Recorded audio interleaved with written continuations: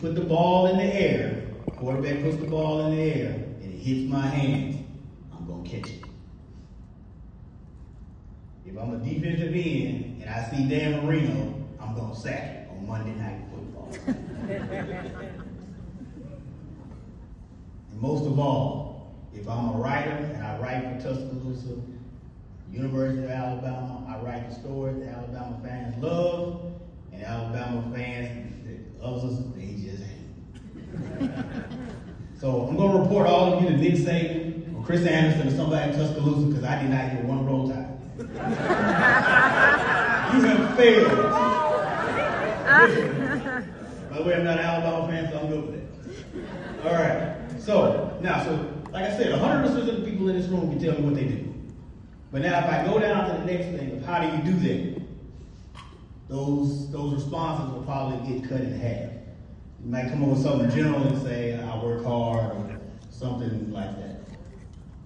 Now, when I get down to that last piece, that why, it's going to be just as quiet as it is in this room. Few people understand why they do anything. But great leaders, the people that inspire us, and Hall of Famers, as you heard in their speeches, they understand the why. People don't buy into what you do, they buy into why you do it. So, the line of thinking, if I'm a great leader, someone that inspires you, Hall of Famer, I may think like this. When I ask, why do you do what you do? You might say, I just want to be better than I was the day before. I want to inspire others to greatness. I would like to have my journey, especially my failures, be there to educate others. Because when I fail, it's my first attempt at learning. Now, if I go on up to the chain there and I say, well, how do you do that? For somebody that's a Hall of Famer, that's pretty easy. Somebody that's a leader, that's pretty easy. For somebody that inspires others, that's pretty easy. They'll come back and say, I pay attention to the little things because the little things make the biggest difference.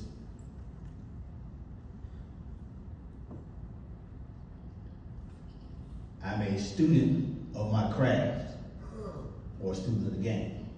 And all I need is my one opportunity to show that skill on the field or on the court. Now, when I get to that what, Hall of Famers, I guarantee you none of these folks on this stage or even sitting out in the audience spend a whole lot of time telling you about all the accolades that they do. Great leaders, people that inspire us, and Hall of Famers, they don't tell you what they do. You simply experience it. So my challenge to you all this evening, or my charge, is simply this. Take what I have given you this evening. Find some youth. Share this knowledge with them. Put a little twist on it. Put your own thoughts to it. But share that with them. But with one caveat. And the caveat is when the time comes that they share that same information with another so that we can build great leaders in our community. Now, I have to show you an example of how this is done. There's probably 700 people in this room staring at me, probably wondering exactly what I'm going to say next. Me too. So, sitting at one of my tables this evening is a young lady named Trinity Miller.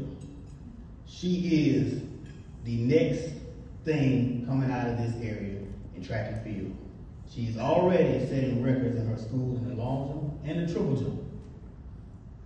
She's already sniffing the state records in both. As talented as this young lady is on the track, she's just as talented academically. So what I want to do this evening is use that flame that we talked about at the beginning to ignite her torch, to push her forward to do great things. So that one day, I can sit out in the audience just like this and watch her get inducted into a Hall of Fame. So with that being said, there is only one thing left to say. To all of my Alabama A&M Bulldogs in the house, start here, go anywhere, go Bulldogs.